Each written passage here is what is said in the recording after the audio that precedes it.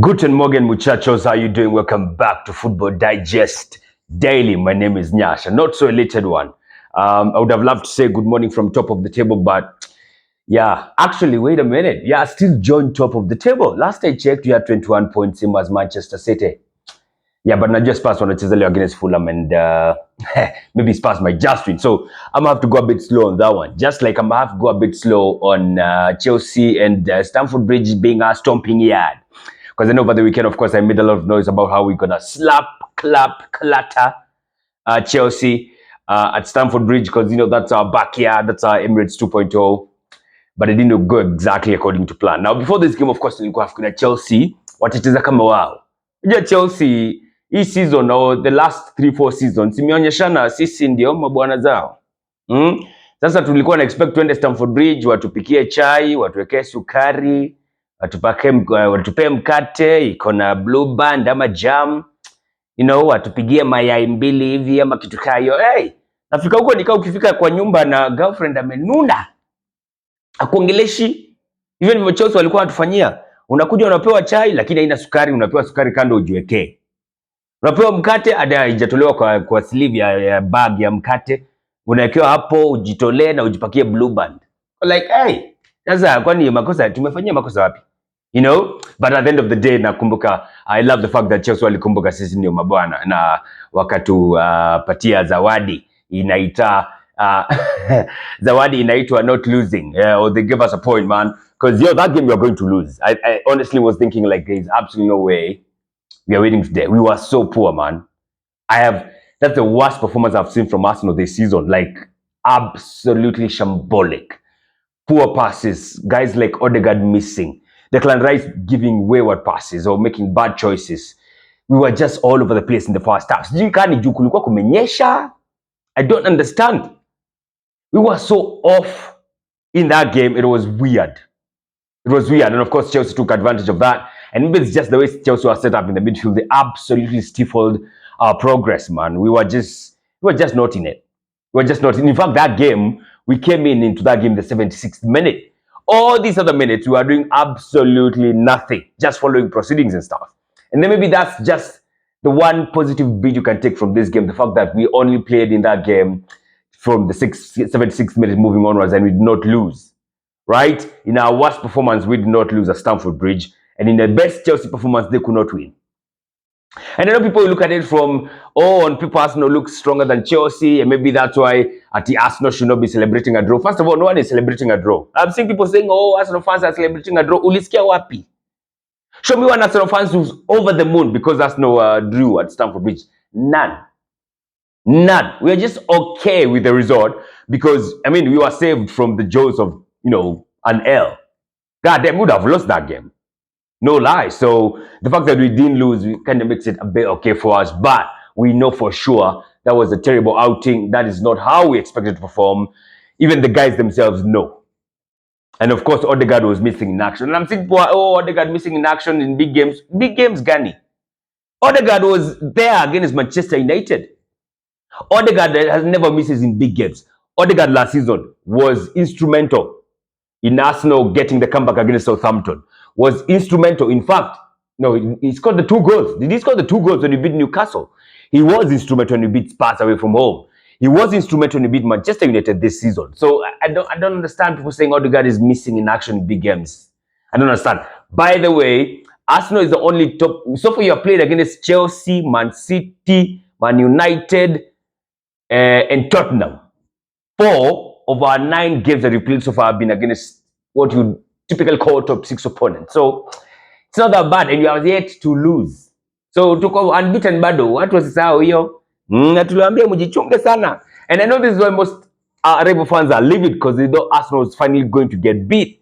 When you are 2-0 down, you're thinking, oh my god, this is it. Arsenal are finally going to take an L. Finally, hawa watu watanyamaza na venye wako unbeaten. Nani wanyamaze, nani wapigwe? Not us. No, we don't do that here at Arsenal. And of course, I recall the first goal by Cole Palmer. First of all, that Cole Palmer it's very debatable whether he should have been on the pitch or not. Because tackle alifanya on Gabriel Jesus that was not so good. Could have been some other card and not a yellow. Yeah, and then of course they had Saliba handball, and you're thinking, Saliba, how the hell is he supposed to jump? Squeeze what wakijump, are they supposed to be putting hands behind their back or what? How exactly are you supposed to jump? So that your hands cannot be in unnatural positions. Very harsh a penalty, but well, it was given, and of course Cole Palmer took it and put it in the back of the net. And then Mikhailo Mudryk tried a howler. Well, I know he said he was crossing basically, and he caught David Raya off guard and made it 2-0. And you're thinking, oh god damn, that's it. He imeenda haki. Hii tumepigwa basi. And then of course Robert Sanchez was like, hey, Arsenal ipigwe hapa. And hold my beer. Nishikie hii pombe nikuonyeshe. Arsenal hatuwezi kubali Arsenal wapigwe huku. This is their home, wewe. Ati Arsenal wapigwe Emirates, not today bwana. Give us a very easy goal, courtesy of Declan Rice. Then, of course, Bukayo Saka assisted Trossard to put it to make it 2-2. So, crazy game, man. A bit of dubious calls. So Robert Sanchez clattered into Jesus. That one should have been a penalty. We saw that thing again when Man United were playing as it Wolves, and Onana clattered into a Wolves player, and it was not given. Nothing was done. No yellow card, no crazy, no penalty. Just weird. Sanchez did the same thing. Thiago Silva also, yeah, aliponia kutopata a second yellow, but yeah, some dubious calls they are being made by VAR again, or by the refereeing officials. It's crazy. So yeah, I mean, we drew against Chelsea, a game we did not expect to, but it is what it is. In other games, Manchester United, after realizing Sir Bobby Charlton had passed on, and may he rest in peace, a proper football legend. In England, of course, he won the European Cup, he won the World Cup with England in 1966. He survived the Munich year disaster, so he's a proper Man United legend for sure. May he rest in peace, and well wishes and condolences to all the Manchester United fraternity. This their legend was gone. So they were playing against Sheffield United and they won that game 2-1. A game where, I don't know, man. Look, Arsenal struggling against Chelsea is one thing. Man United struggling against Sheffield United is another thing, because they struggle against Sheffield United. Aki, well, he struggled. Now, anyway, yeah, they won the game. They won the game 2-1, but yeah, a bit papering over the cracks again. But it is what it is. Diogo Dalot with a sublime finish. In other games being played on Saturday, we had, I think, at 5 p.m. Man City versus Brighton. Man City won that game 2-1. Nothing much to talk about there. Brentford were playing against Burnley. They won that game. They said 3-0. Yeah, 3-0. And there was a fantastic goal scored by, who is the name of this guy? It's a guy who scored a banger in that game. And of course, you have seen Burnley, they're the whipping boys of the league. Ukitaka kujenga ka goal difference, all you got to do is go and play against Burnley. In the Merseyside derby, of course, the early kickoff on Saturday, Liverpool won that game 2-0. Michael Keane with the penalty concession, and that was not debatable. You cannot compare that with Saliba's. Yeah, Michael Keane, mpira ilikuwa chini. No one was jumping in the air, so it's straight red. I don't even know what they were checking. Konate should have gotten a second yellow while he survived, and immediately didn't get that second yellow. You could see Liverpool taking action because they took him off immediately because they knew hapo walijua wameponea. So yeah, they didn't get a second yellow, and of course that he made it off the pitch and was taken off.